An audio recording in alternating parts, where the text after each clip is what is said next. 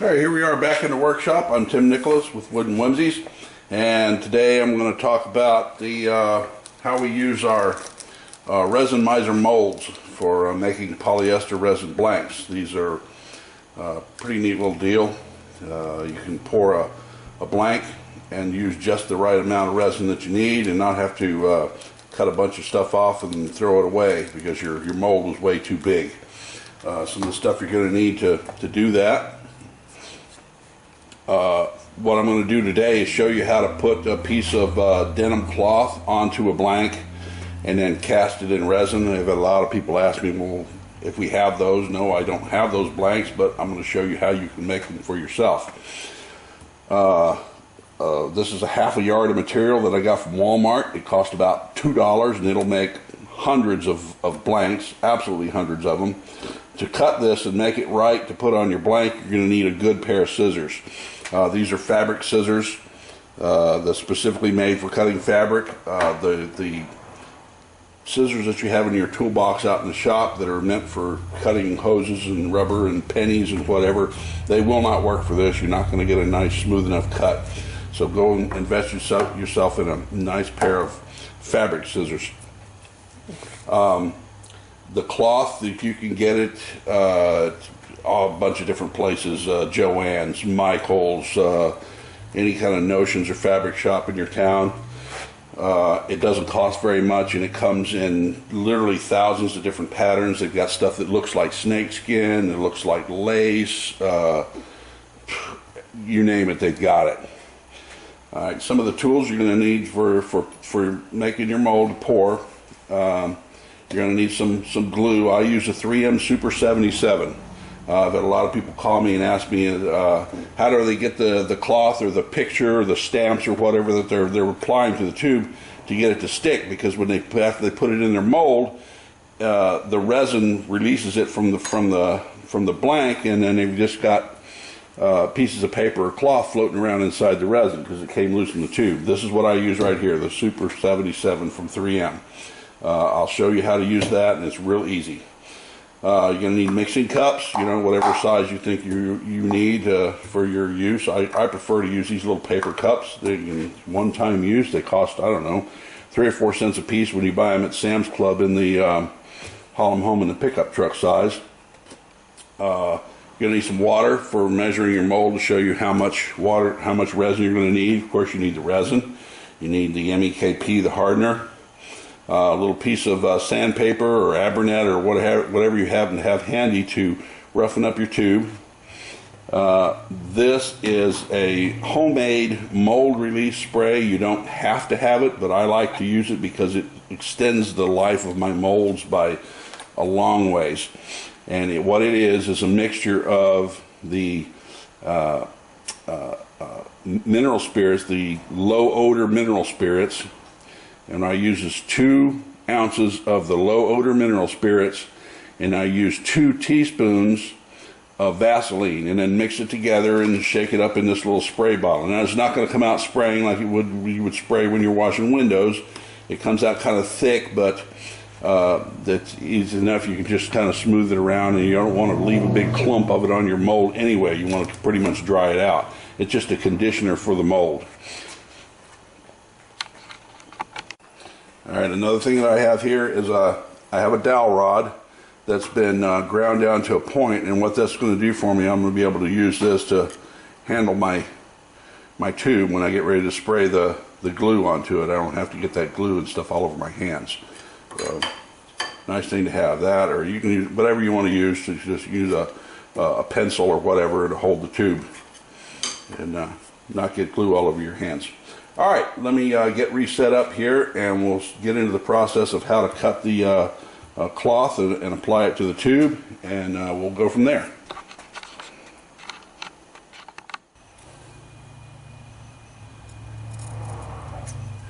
Just about got my piece trimmed up the way I want it here. You can leave it just a little bit big if you want. You can always cut it with a razor knife when you're done. If it overlaps, you use a razor knife to cut off the excess. But I like to figure out the diameter of your tube and then cut your material just your exact size, so that when you place the tube onto the material and roll it up on there, that the two ends meet just perfectly on the other side. So before we start with this, what we do is you'll take your sandpaper and your tube, and you want to rough your tube up because we want to make sure the glue sticks to the tube real good. So just kind of rough it up there like that. Now, one other thing that I like to do before I spray my tube is I've got oil for my fingers on the tube, which is not conducive to the glue sticking to it. So what I'm going to do is I'm going to clean the oil residue off of the tube, and I do that with a little cloth and some acetone. Let me take care of that for us here. All right, I have a rag here with some acetone. I'm going to pick the tube up with my dowel and kind of run it through there. Get all that oily residue off of the tube. There we go. Set my rag aside. And now I've got my tube roughed up. I have my little piece of cloth. Don't need my sandpaper anymore. Set the scissors aside. Get everything out of the way here.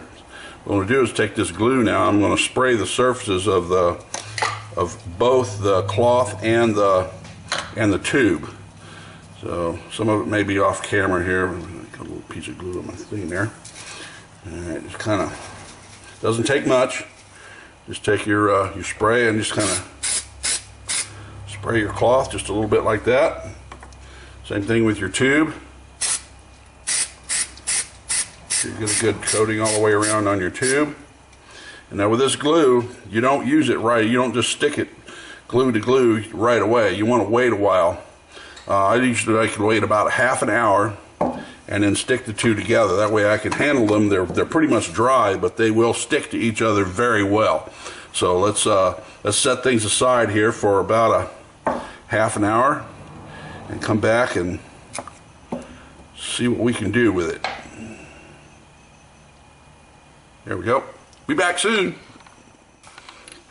Alright, it's been about a half hour.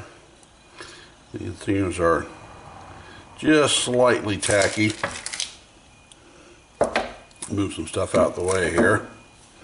And take my tube now with the glue on it, and I have the piece of cloth that also has the glue on it.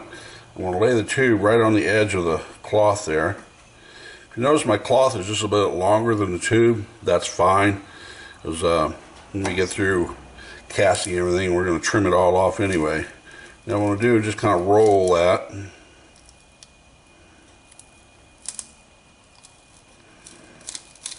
There we go. Smooth it around. Pull it tight to join it together. I got a wrinkle there. That's why it's not coming together on me. So I can pull it back off.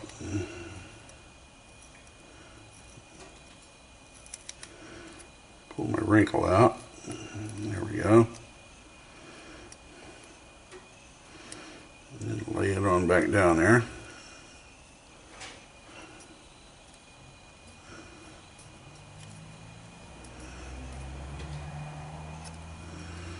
There we go. We're joined together there now. Now to get a nice smooth line down through there, what I'm going to do is take a razor knife and cut right down through the middle of that line there, and then peel off that excess stuff there, and you'll see we'll get a pretty good match. You're always going to have a seam. That's the magical thing about a pen clip. You can always put the clip to hide most of your seam. So let me go get a razor knife and we'll take care of that. Alright, got my razor knife here. And what I'm going to do, I don't have this in the handle, which is maybe a little dangerous, but it's a lot easier to handle and cut this thing straight if this is not in the handle. So what we're going to do is turn the blade Turn it around where you get a good angle on it. And what I'm going to do is just pull that blade along that line there and straighten that line up. You want to cut on the top piece of material, so figure out which one that one is, which is this one here. And I'm just going to lay that on there like so. And I'm just going to pull it across the blade, pull it across the blank, just like that. And now I can take this ragged edge there, tear that off, and now I got a nice, neat, even seam. Now we got our blank all set up here the way we want it.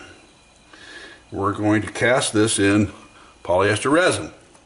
And let me show you how to do that. Let's rearrange our tools and come back with the right stuff now. We are got our stuff together we need here for our mold. One other thing I need to grab here would be a stir stick. See, got a stir stick. Now we're going to take our mold out of the package.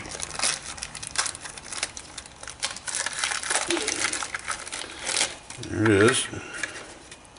And as you can see, the inside of the mold is 3/4 of an inch square. It's got little built-in corks on the end that will your tube will stick into there. It's got our name and phone number on one side, and on the other side of the mold it'll tell you which particular blank this is for. We intend in the future here, very near future, to make up these molds for a bunch of different pens. If you have a particular pen that you would like to have a mold made for, that is a popular pen that we can sell more than just one mold for, let us know, because it's quite the process to set up the mold to make the mold, if you know what I mean. So anyway, it's very pliable, rubbery. It's made of silicone. The magical thing about silicone, almost nothing will stick to it except silicone itself. So polyester resin will not stick to this. When it's dry, your blank will just pop right out.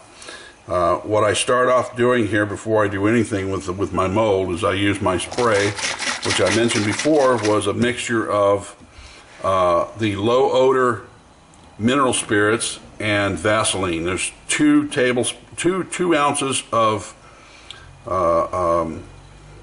mineral spirits to 2 teaspoons of Vaseline, and the Vaseline will dissolve in the mineral spirits. If you set this on the shelf, it will separate. The Vaseline will come to the top, and just shake it up good. And then what I do is just take your mold, give it a couple squirts in each hole there, and then you want to take a paper towel and wipe off all this excess stuff. Almost dry it back out, because all we're doing here is conditioning the mold. It's okay to leave some in there. It won't affect the setup process of the polyester resin. We just condition the mold there. And now I want to find out how much water this mold will hold. Alright, what I'm going to do is take this tube. I'm going to fasten it inside of this mold here. Stick it inside the little corks there. And make the molds just a little bit longer so you can do some of your Monet tubes a little bit longer than others, and sometimes you get the short ones, sometimes you get the long ones, but it'll fit for either mold. This mold will not work for the click Monets, I don't believe. I think it's a little short for that. So if you like to do the click pens, that'll be another mold we'll make later on. Now, to find out how much resin to use, I've got my tube in there, and what I'm going to do is take some water, and we'll fill the reservoir with water. There we go. Now I will take the water and I will pour it into my cup.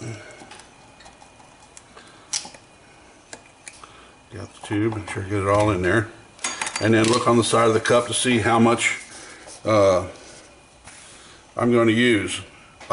This thing doesn't even come to the 1 ounce mark. It's about a ½ ounce of resin to pour one of these molds. So if you can see down inside the cup there to see where the line is on the side. I have to turn the cup sideways, you really can't see. But on the 1 ounce mark here on the side, it's coming up right about the bottom of the before you get to the lip on the bottom of the cup there. Alright. So that gives me an idea of how much resin I need to pour. Water back in and get rid of that. All right, like I said, I like to mix it in these little cups right here. All right. Dry my mold back out here.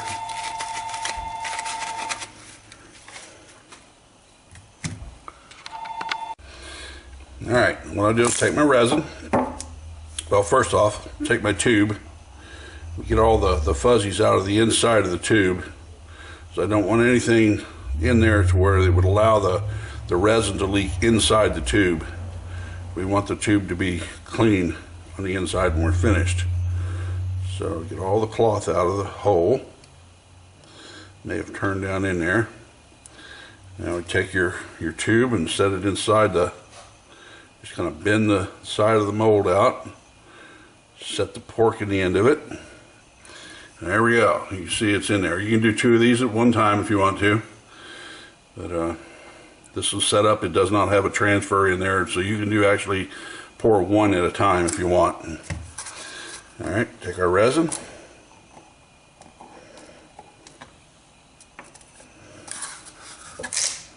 Pour just enough resin in there to fill our mold. Like I said, there's about a ½ ounce to fill this mold. So it's our little formula of 4 to 6 drops per ounce. I'm going to use half of that, so I'm going to use 2 to 3 drops in this. So just to make sure I get a good catalyzation, I'm going to put 3 drops in it. 1, 2, 3. And then we'll stir this up good.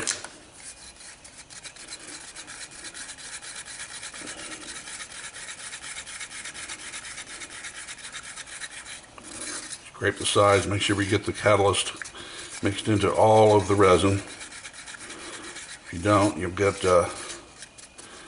wet spots in there that will take a long time to set up.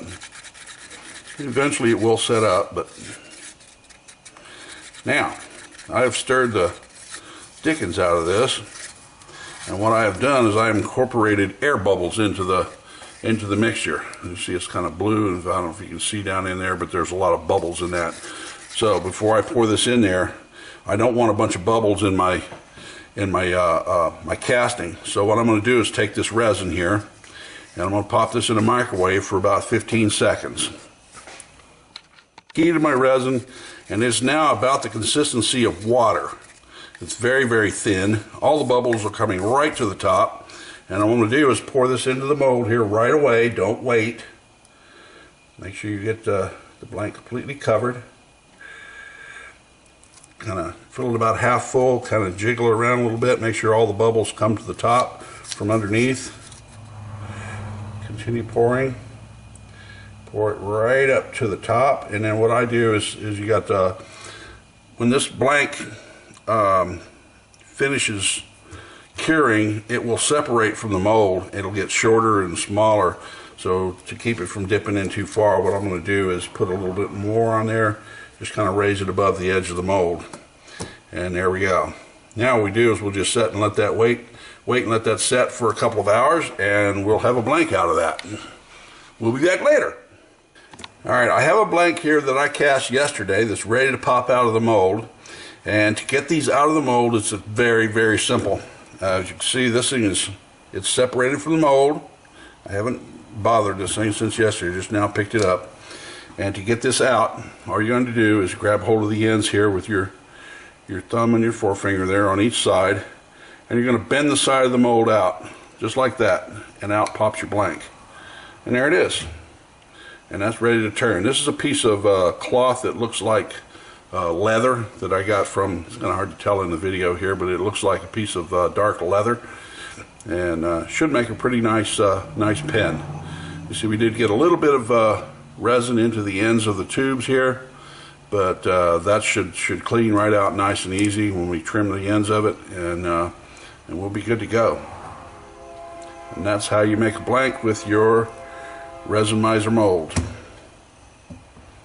Alright, any questions? Give us a call, 800-820-1099. Alright, have a great day. Bye-bye.